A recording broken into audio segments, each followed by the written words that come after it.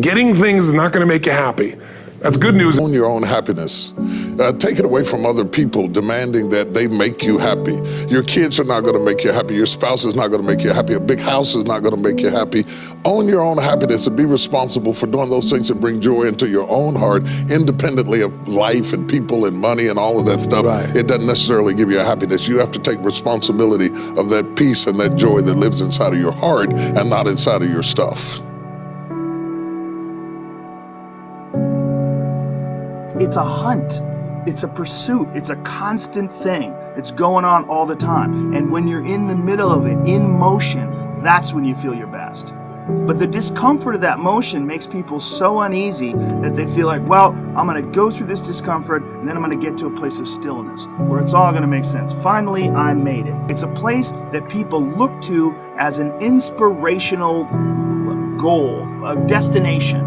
And that's going to be the thing that you work hard for. You're gonna push until you get to this place, and then it's all going to be worth it. That place is not real.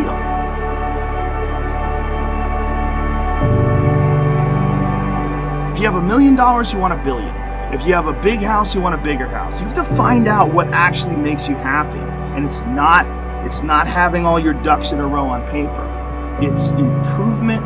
It's improvement in the way you manage your mind. It's improvement in the way you manage your emotions. It's understanding how you've made mistakes and how to improve upon them, and also understanding what you've done right and building upon that. All of those things are what make people happy, including love and friendship and being good at that. Being a good friend, being a good lover, being a good neighbor. All those things, those aren't distractions. Those are part of the big overall being a human being. You will never ever win playing a game that somebody else loves more than you. My friends, I come here this afternoon with one agenda: to put pressure on the thing that has always been tried and true. Self-awareness and work ethic lead to happiness. How many people here hated school? Just raise your hands. I was like, haven't we been in science for an hour? What's crazy is I know a lot of you are living that professionally right now. And half of you are doing it because you think there's the money in that thing, whether it's real estate or crypto or cannabis or t-shirts or whatever it might be. You're literally doing what you're doing because somebody told you or somebody you know made money in it. And we have to break that. Building a true foundation is how you build success. It scares me.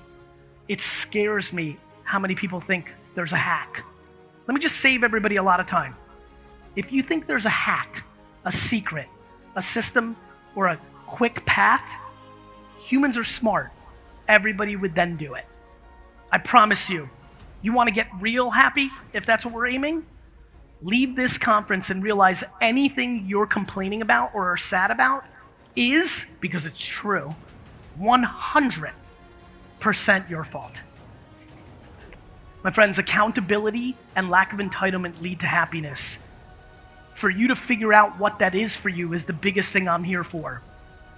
Everything good that happened to me is because of my inability to hear you cheering or to hear you booing. You just don't know me, and I don't know you. And I don't fully know my mom, and she doesn't fully know me. I'm being serious. We all know this. Only you know you. So why are you letting somebody else's judgment dictate your behavior? I promise you, if you're not fully happy, all you have is time. Because if you're not fully happy, you need to reallocate your time. Honestly, you know what I really wish? Tomorrow, some weird asteroid came down, hit Earth, and everybody who's dead is reborn. I would just love for you to see the way people that are 150 years old would look at the world today. They would be like, you have all this? What are we waiting for? Are you really waiting for the economy to collapse and it going back to bad times? You're living this life for yourself.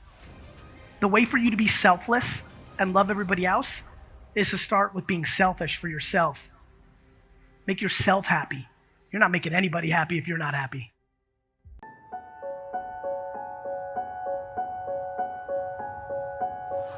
Sometimes we take life too seriously. Oh no. Make a commitment to be happy. Find little things just to get tickled about. and laugh. Find ways to be happy in the moment. A lot of people say, well, I'll be happy when I pay off all my bills. No. I'll be happy when I get my divorce. Oh, no. I'll be happy with the children gone. Oh, no. You want to be happy now. See, there are no guarantees. No one says you're going to be here 2, 3, or 4 years from now. So you want to be happy right now. Make a commitment to be happy, because life now has new meaning for you. Just enjoying the sunset, or just looking at life, or looking at nature, going for a walk. It's the little things in life that counts. Here's something else that you want to begin to do in order to make this your decade. You want to begin to get all the toxic people out of your life. Hello? Energy drainers, get them out of your life. See, ladies and gentlemen, it takes a lot of energy to reach your goal. It takes a lot of emotional, mental, and spiritual energy to reach your goal. And you can run faster with 100 who want to go than with one around your neck. So there are two kinds of relationships. Sid Simon talks about this. Nourishing relationships and toxic relationships. Nourishing relationships are the relationships that inspire you. They motivate you. They bring the best out of you. Toxic relationships are relationships with people that always criticize you. All they can do is find fault. All they can do is just exploit your weaknesses. All they can do is remind you of the mistakes that you've made in the past. These people are bad for your health. Toxic people can run your blood pressure up. One apple can spoil a whole barrel. One negative energy drainer can spoil your whole life. I know people whose lives have been ruined because somebody wasn't good for them. See, there are some people that aren't good for you. Hello? They aren't good for you. You've got to get them out of your life. See, a lot of people put up with a lot of foolishness because they don't want to die by themselves. Make a list of who you communicate with most and ask yourself the question, what kind of person am I becoming because of this relationship? Is it helping me to grow mentally and emotionally and spiritually? Am I becoming a better person because of this relationship? Do they bring out the best in me? Do they inspire me?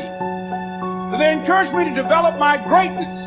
Do they make me stretch? So you got to look at the people in your life and find out, what kind of person are you becoming because of that relationship? My mother used to say, birds of a feather flock together. You run around with losers, you will end up a loser.